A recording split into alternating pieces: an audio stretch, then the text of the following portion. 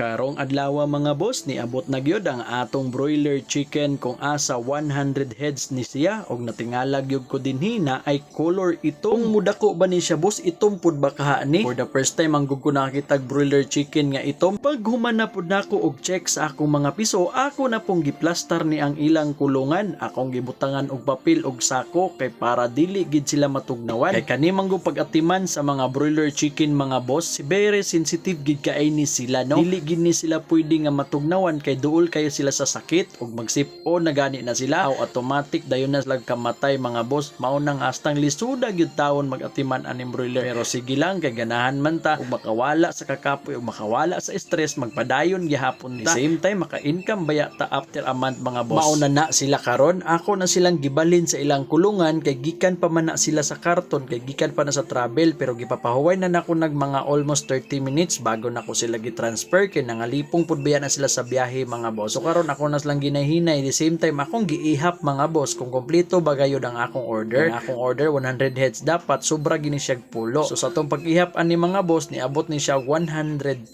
mga boss. Pagka human natog plaster sa atong piso, diretso deta diri sa 4R trading mga boss, kay kaning 4R trading kompleto gid ni kung unsa imong kinahanglan. School supplies, photocopy, feeds, bugas, tanan-tanan nga kinahanglan nimo kompleto na dinhi. Ug mao na mga boss, nikuha na dayon kog electrolytes nga ilang vitamins ang ginatawag na Betmin Pro. Nikuha po ta og Integra 1. So sa wala pa nakabisita, bisitahan ninyo ang 4R Trading na makita lang sa Purok 1, Barangay Palkan, Pulumulok, South, Cotabato. Pag human natog palit sa atong kinahanglan para ay pakaon sa atong mga piso, ako dayong gitubungan og akong gipainom ning akong mga piso kay gipanggutom gid ni kay gikan pa ni sa Hatsiri hantod gibiyahe padulong dinhi sa mua. Una mga boss, paghatag na kog pagkaon og tubig sa ilaha mga boss, hastang kusugan nila mo inom ug kusog gyud sila mo kaon, wa gyud ko nasipyat mga boss, gipanggutom gyud ay ang mga piso. Karong adlaw maoday ang ilang day 0 ug ugma pohon day 1 na ni sila. Mag-ihap lang ta sugod ugma ug hantod ma-harvest na ni sila. Kaya ako nag-harvest lang gyud ko hantod 28 to 29 days kay kung mulapas na gid ka na mga boss,